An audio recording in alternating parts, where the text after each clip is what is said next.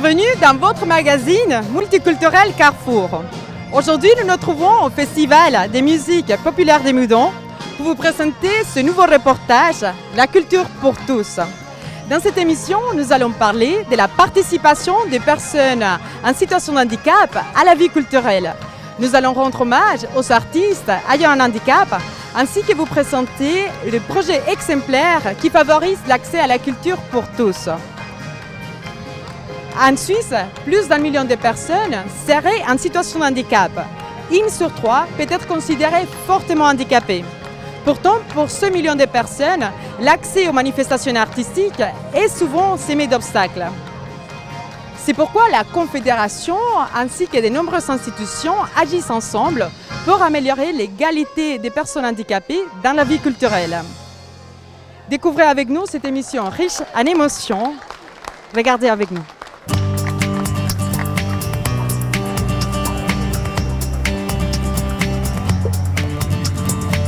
Je participe avec la Croix-Rouge dans un projet qui s'appelle la Chaise Rouge.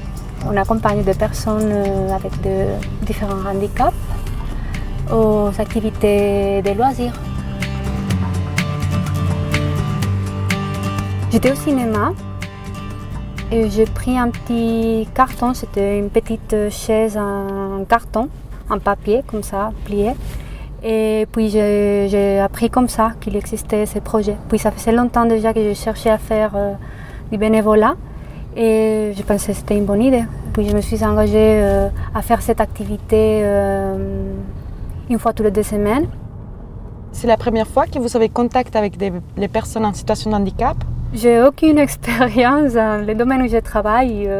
On travaille avec le béton, l'acier, mais pas avec les personnes comme ça. Alors, en quoi travaillez-vous? Je suis ingénieur civil. Et alors, je n'avais aucune expérience dans ce domaine.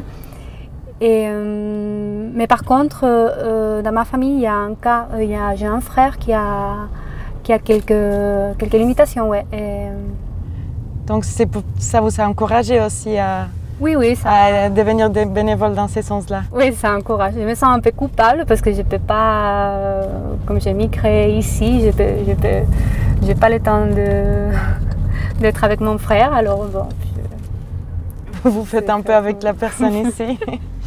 Est-ce qu'effectivement, vous avez arrivé il y a combien de temps en Suisse? Alors, je suis arrivée il y a 3 ans et demi.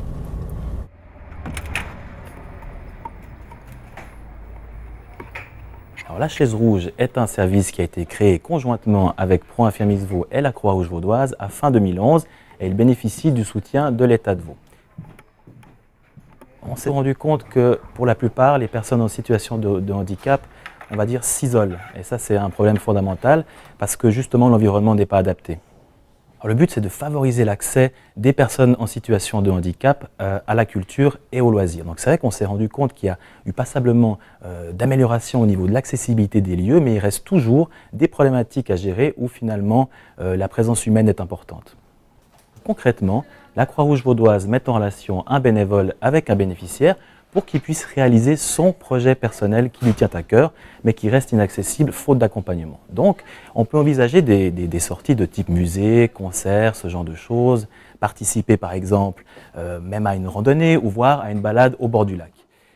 Le but premier, c'est de faciliter l'accès à la culture et au domaine du loisir, mais on s'est rendu compte que ce qui devient central au fond, c'est la notion d'échange et de partage qui existe entre le bénéficiaire et le bénévole.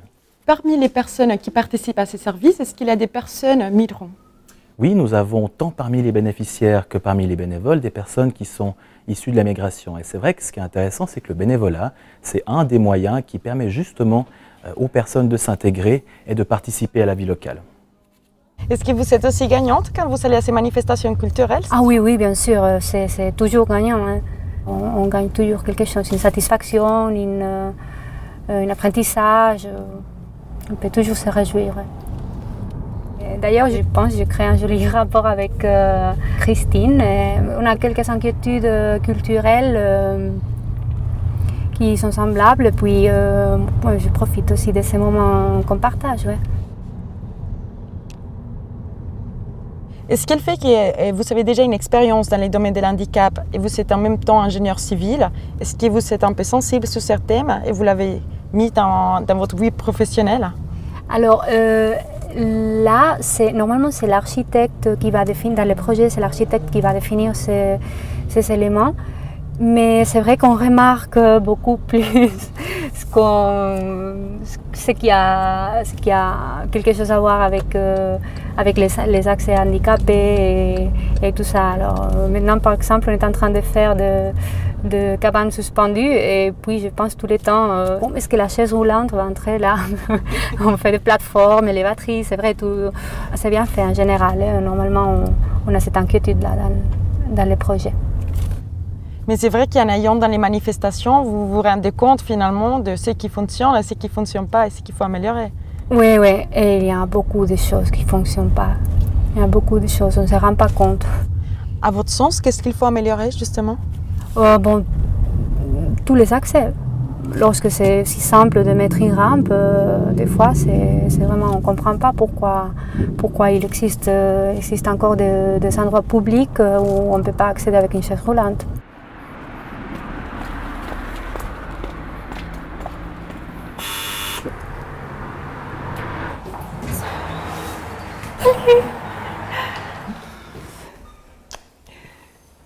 Ça va? Comment ça va? Ça va très bien, toi?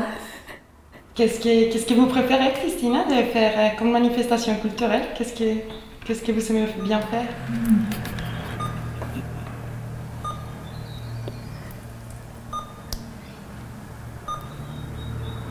Une fois le théâtre, une fois le cinéma, le marché. En tous les cas, c'est la nuit, Christine. Oui. Elle rentre tout le temps jusqu'à minuit. Elle aime rentrer à minuit. Là. Moi, j'ai pas assez d'énergie pour assez souvent pour sortir, y aller au cinéma, y aller me promener. Des fois, je suis fatigué, quoi. Et puis là, ce qui est bien avec Laura, c'est que on dirait qu'ils ont le même goût, quoi. Les deux sont curieuses, quoi. Alors ils font de bonnes choses, quoi. C'est un bon binôme. Oui. Et puis je suis très content. Christine, qu'elle sort et puis qu'elle fait des choses qu'elle a toujours faites dans sa vie, ça me rend très heureux. Parce que la culture, elle a toujours aimé? Ah oui, toujours. Ouais, elle a fait sociologie, ethnologie, elle a travaillé avec les malvoyants, elle a toujours aimé voyager, elle a toujours aimé connaître les cultures. Elle n'a jamais eu peur de manger dans un pays. Ce qui est bien avec Laura, c'est qu'elle fait tout, elle n'a pas peur. Il faut rentrer, hein. Enfin. Ouais.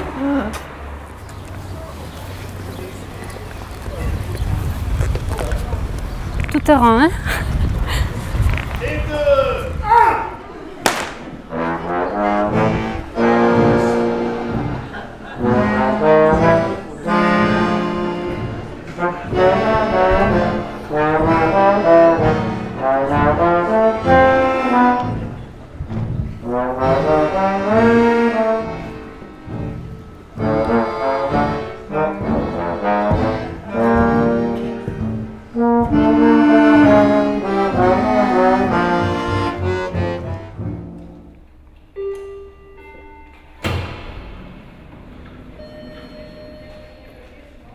Pro-Infirmis Vaud est une organisation privée qui existe dans le canton de Vaud depuis 1941, qui offre du conseil et des prestations aux personnes handicapées, aux familles qui ont un enfant handicapé, du conseil social, de la relève à domicile, de la formation, des renseignements, toute une palette de prestations qui visent l'autonomie et une plus grande autodétermination des personnes handicapées.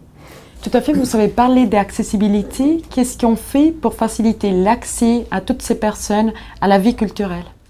Alors, le point numéro 1, c'est déjà communiquer avec tous les lieux culturels, tous les organisateurs qui s'occupent de la culture, d'événements musicaux, festivals, etc.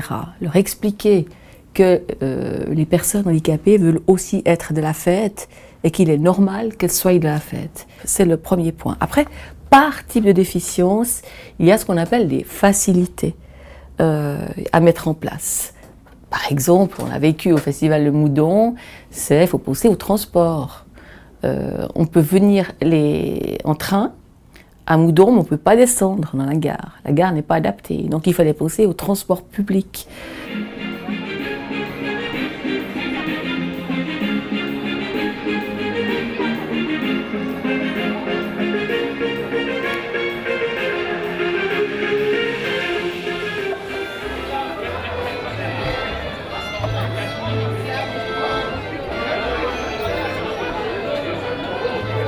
J'ai vraiment du plaisir à y être en fait, et puis rencontrer des gens aussi, la convivialité, c'est très important malgré l'handicap de pouvoir voir du monde et se promener en fait ici quand il fait un temps qui est, je dirais, magnifique, on peut dire même exceptionnel.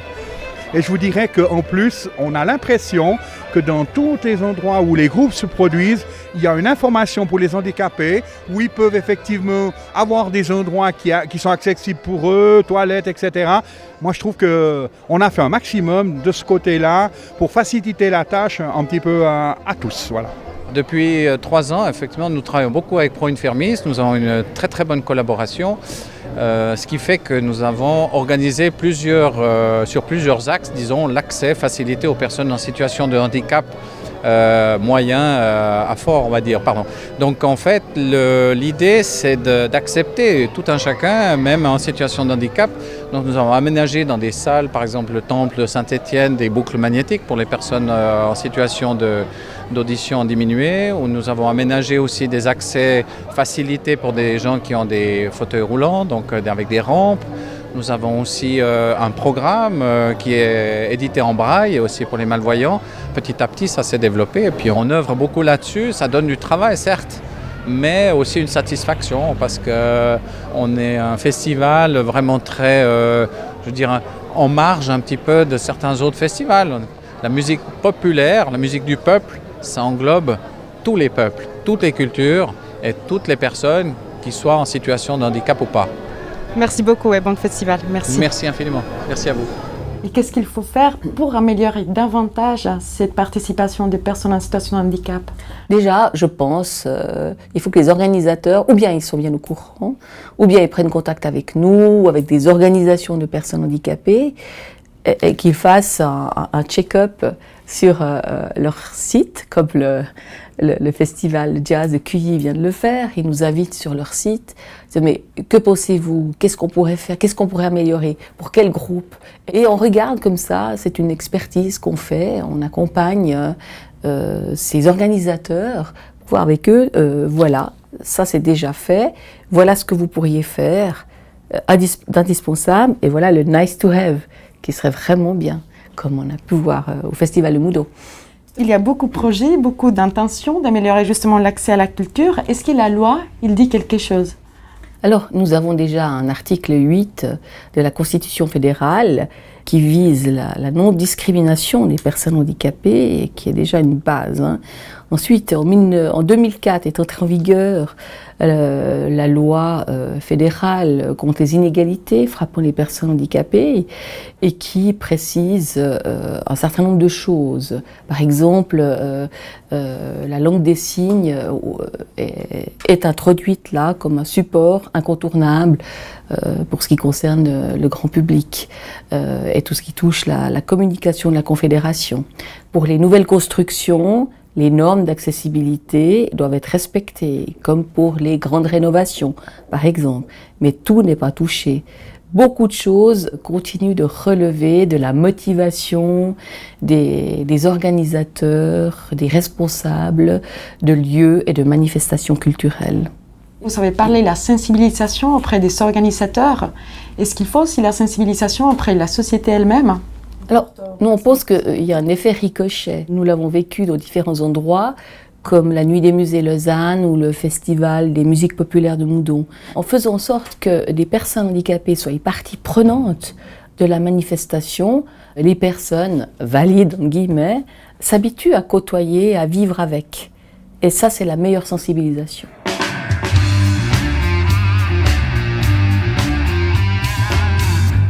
Je te l'ai dit de ne pas jouer au mixeur.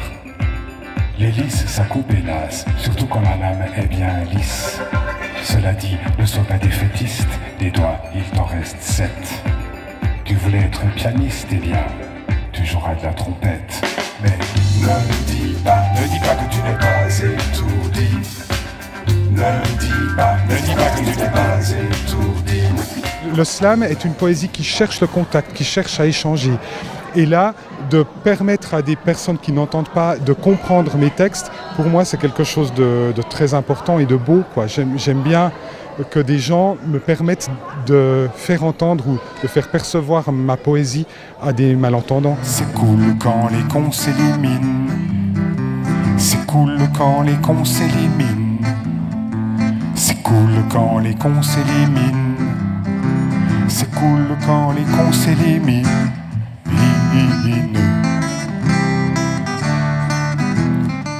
Carlos est membre d'une milice et passionné de molosse. Il est fier propriétaire de Milos, un pitbull bien baveux qu'il s'efforce de rendre féroce en ne le nourrissant que de mélasse. Mais le molosse ne manque pas de malice, profitant de la mollesse de son maître atroce. Il mord sa laisse, se rue sur lui et ne laisse qu'un petit morceau d'os en souvenir de Carlos.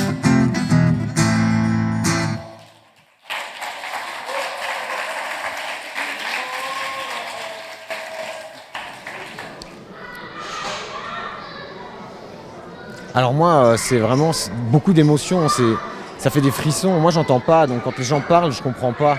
Et du coup, là, de voir de la langue des signes sur scène, c'est vrai, ça transmet beaucoup d'émotions. C'est très plaisant à suivre. Et on voulait rajouter aussi le fait que moi, je viens de France, moi j'habite à Paris. Hein.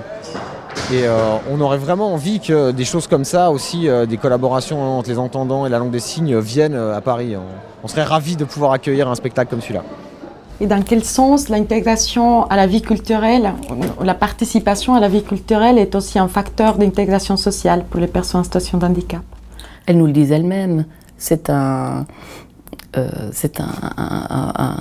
moment de plaisir pour elles et ou simplement pour le plaisir de participer à des concerts comme tout le monde, comme tout un chacun. C'est se sentir, faire partie prenante, participer à la société qui est important. La compagnie de Julie, c'est une compagnie qui existe depuis maintenant une dizaine d'années. Mais en fait, tout ça, c'est né ici dans le centre de loisirs de la Fondation Ebenezer, à travers le Grand Théâtre. Chaque année, ici, on monte un spectacle théâtral. C'est 4 à 5 mois de travail pour une quarantaine, cinquantaine de comédiens de l'institution.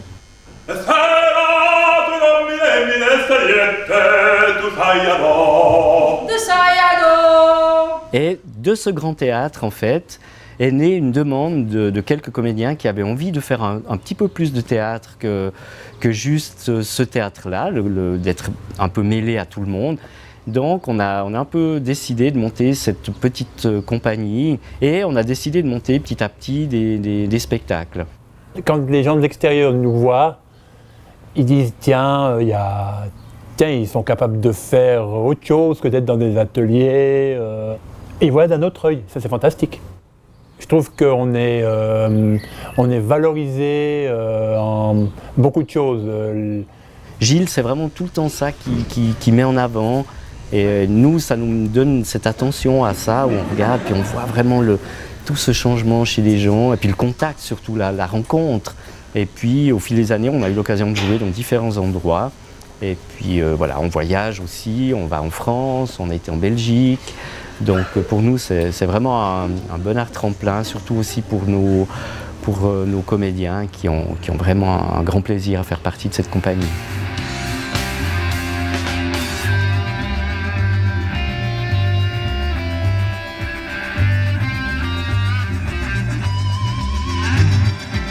Je t'ai dit, je te l'ai dit de ne pas jouer au mitrailleur. Avec le bras devant le fusil, fallait le mettre ailleurs. Cela dit, n'en fais pas tout le temps. Je suis venu vivre en Suisse il y a 10 ans, c'était difficile. La culture n'est pas la même, en plus je suis sourd. Le français, c'est une langue super difficile. Donc c'était assez difficile déjà, il a fallu que j'essaie d'apprendre un petit peu de français, j'ai essayé de faire des efforts, mais c'est vrai qu'il y avait des cours ici en fait avant dans la maison, il y avait des cours de français pour les sourds. Mais voilà, c'est vraiment l'apprentissage de mots simples, de phrases simples pour pouvoir vivre, pour que les sourds puissent vivre dans la vie de tous les jours. Et la passion pour la musique, finalement, ça venait comment?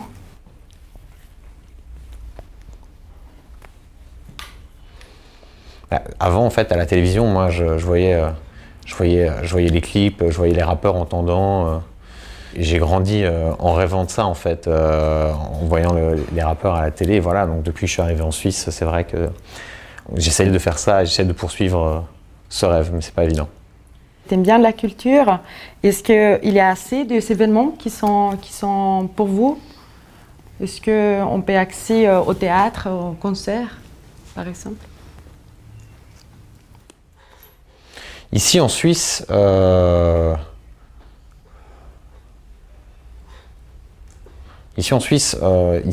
tout cas, c'est très calme, c'est très tranquille, il ne se passe pas grand-chose de culturel, en tout cas auquel nous on participe en tant que sourds.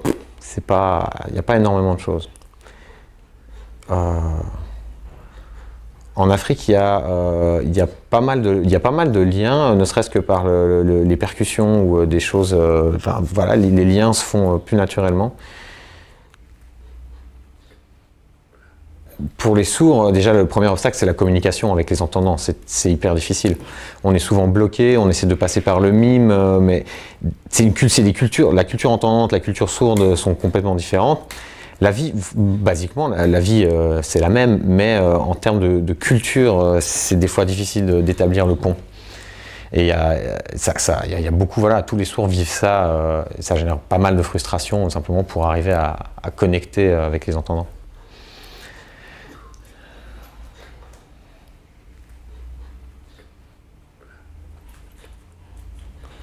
Ouais. Il y a beaucoup de sourds en fait qui donnent le change vers l'extérieur, visuellement, voilà, qui sourient, qui donnent l'impression qu'on est content, mais c'est vrai que c'est un gros bagage de frustration à l'intérieur. Alors moi j'ai toujours aimé, j'aime aussi, j'adore le théâtre, le rap, voilà, moi je suis fou de ça, donc sur internet j'en cherche énormément, mais c'est vrai qu'après quand j'essaie de contacter les gens c'est difficile. C'est difficile de trouver des gens. Et puis tout d'un coup, effectivement en 2006, il y a la résistance un peu qui est venue me chercher. Puis Alexandre, voilà, qui m'a dit viens, on va essayer de faire ce clip. Et du coup, c'est plus, voilà, ça s'est hyper bien passé. C'est eux qui sont venus me chercher en fait. Et puis depuis, de temps en temps, Alexandre vient me chercher pour un projet, pour faire des trucs. Donc un bon accueil. S'il n'y avait pas Alexandre, c'est vrai que je sais pas trop. Enfin, je ferais pas de rap en fait sur scène.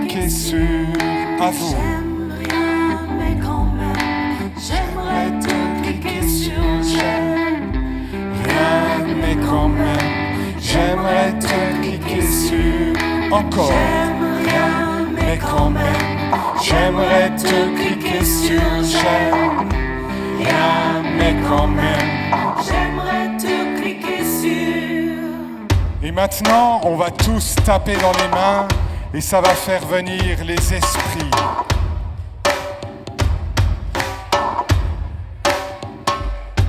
Encore.